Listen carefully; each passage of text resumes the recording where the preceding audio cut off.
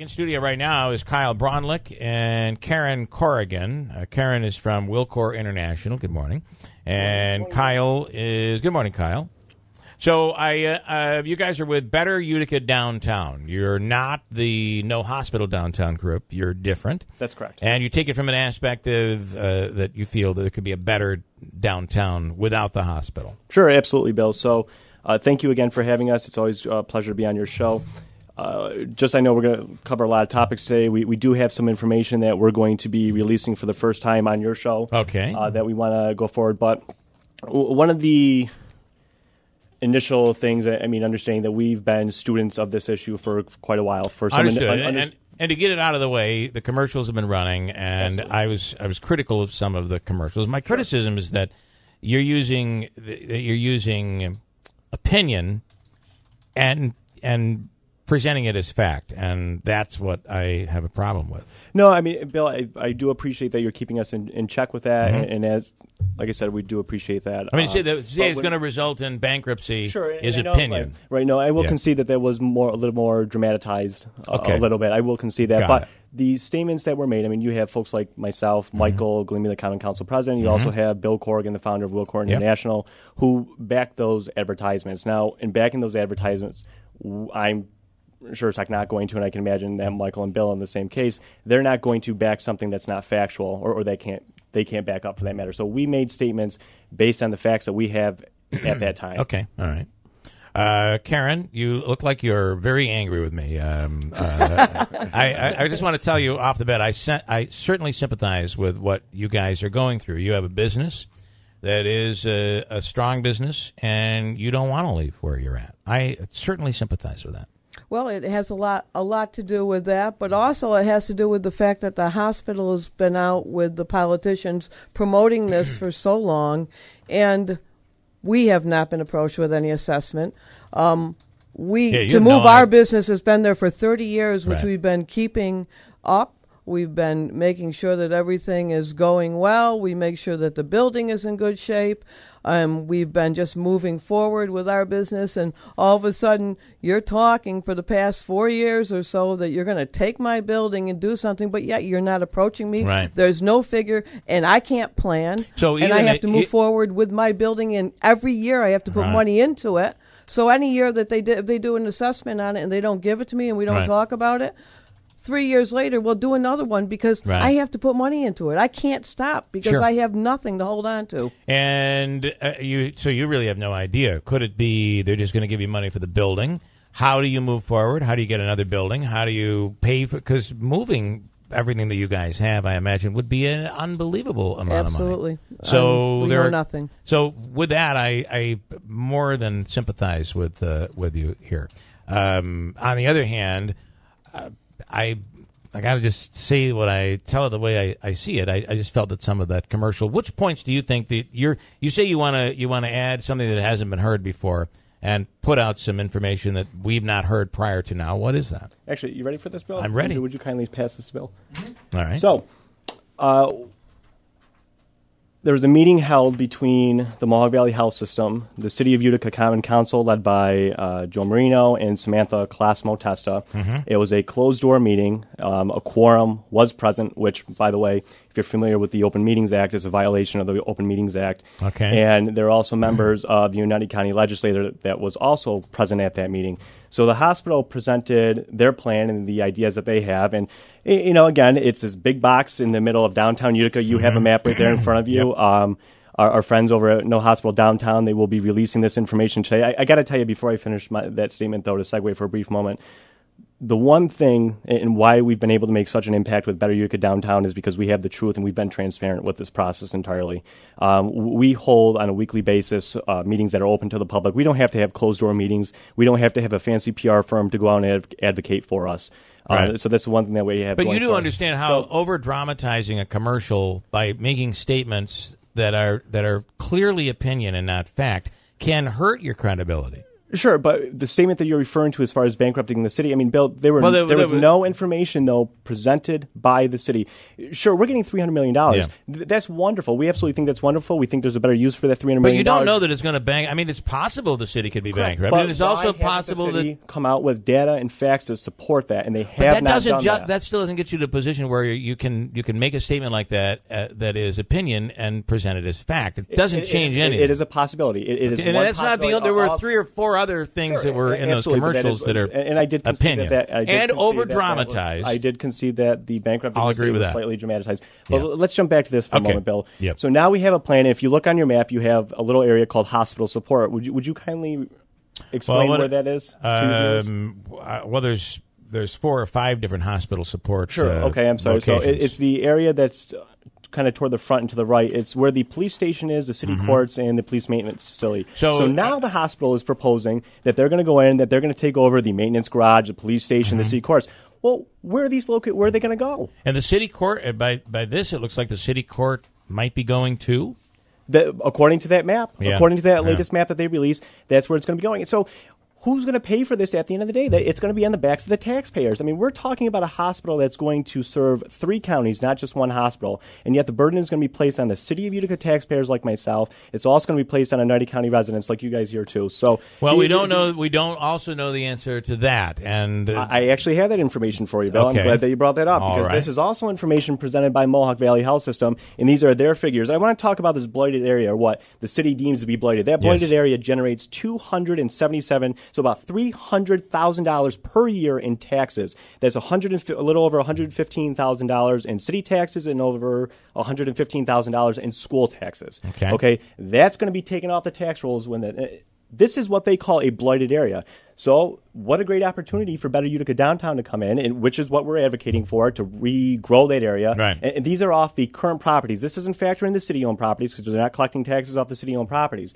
So we want to go in and we want to take those properties back and increase the tax base. I guess my point is that we don't know that it's going to be on the backs of Utica taxpayers. We don't know because they've not really come up with some agreement at this point. However, if you were to say that that's going to take $115,000 per year off the tax roll, that would be. So Bill, where's the accountability and the transparency on behalf of MVHS? I agree. I think that the people need to know before this goes forward. These aren't my figures. Who's going to pay? These aren't my figures. These are figures provided by Mohawk Valley Health System. This was presented to the government officials. But the Mohawk Valley Health Systems can't impose a tax. No, they can't, but they can certainly project using their numbers, and this is what they're projecting at this time. So initially, my point is that when we were going through this process, there were a lot of grumbles and rumbles, if you will, that is going to be approximately $58,000 worth of taxes. It's over double that. You're talking an area that generates, in its current blighted, worst-case shape,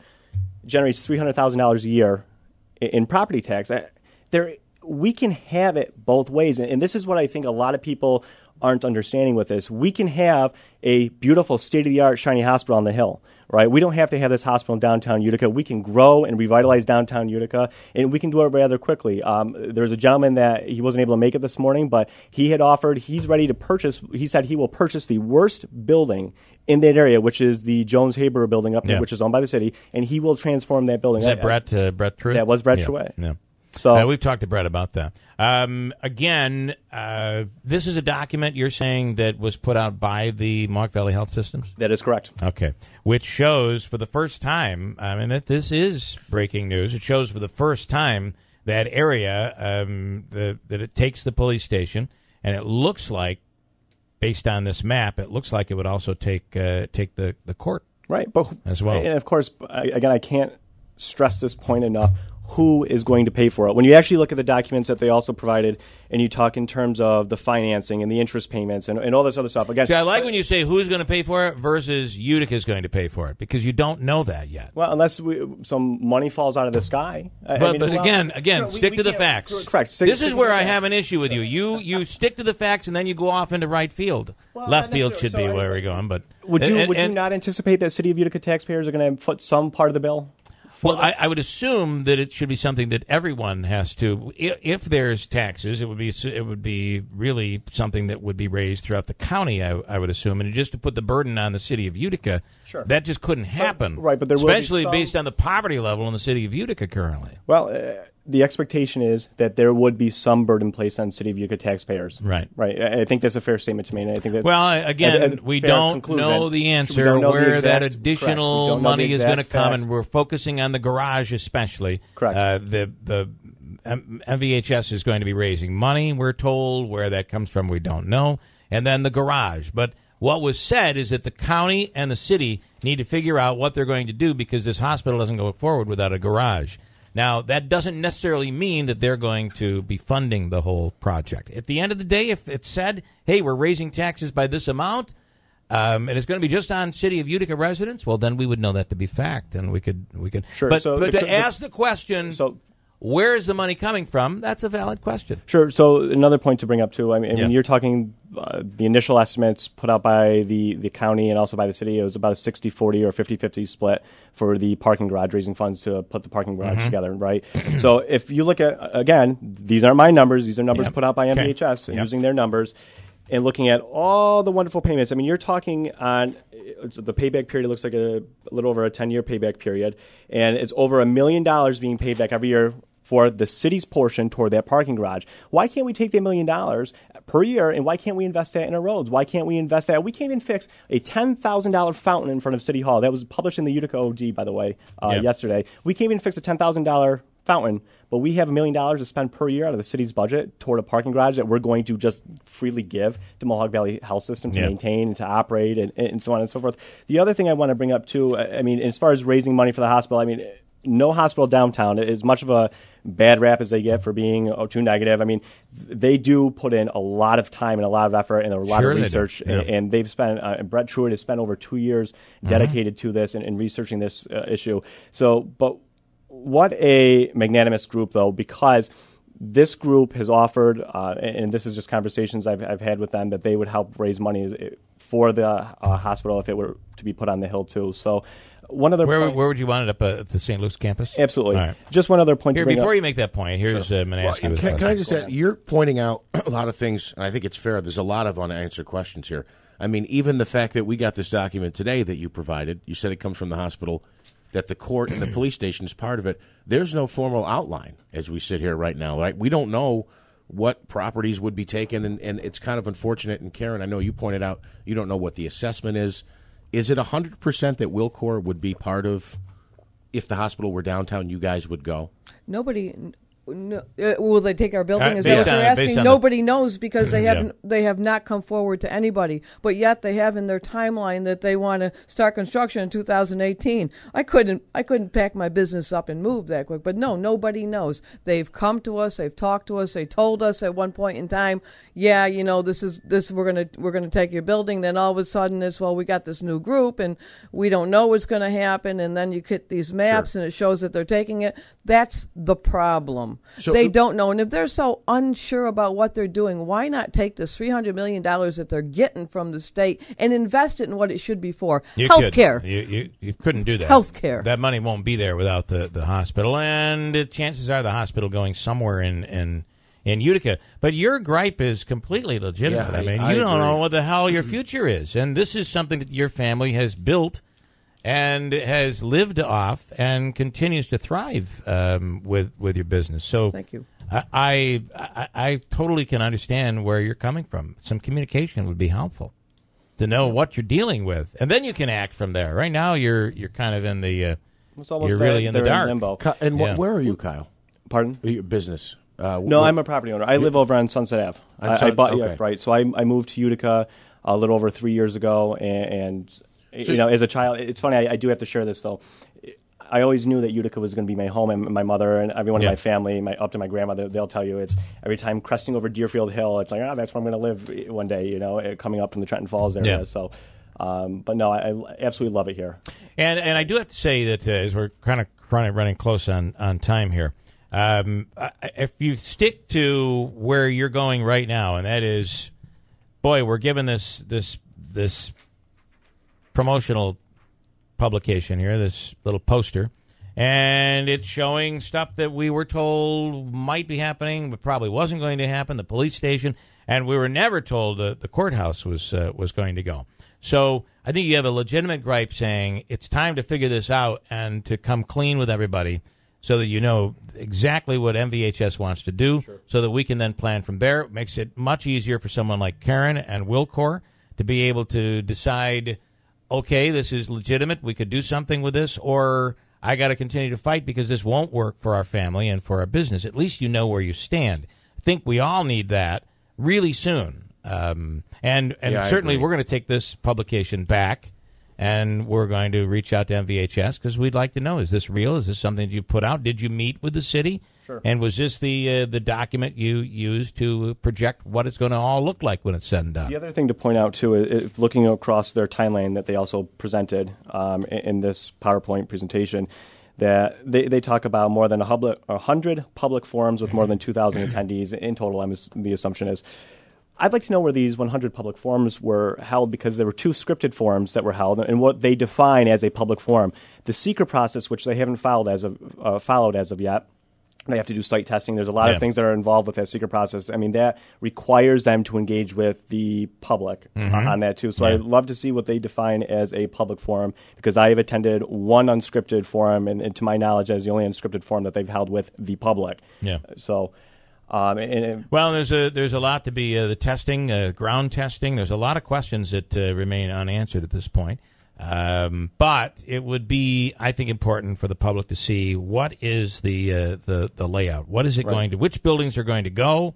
Which buildings, and how would that process actually work? What kind of money would be there for businesses, not just for their property, but money helping them make a move, a big move such as Wilcor. Sure. I mean, they're talking in their projected schedule that in the quarter 4 of 2018 that they're going to have groundbreaking. And I mean, they haven't even offered. You have businesses like Wilcor International who are wondering, okay, what's going to happen to us, right? Okay. And they're living on a daily basis. That's legitimate. Fair. I just wish your commercial would have stuck to these issues. I think it'd be far more effective. And I apologize for my opinion. I really do.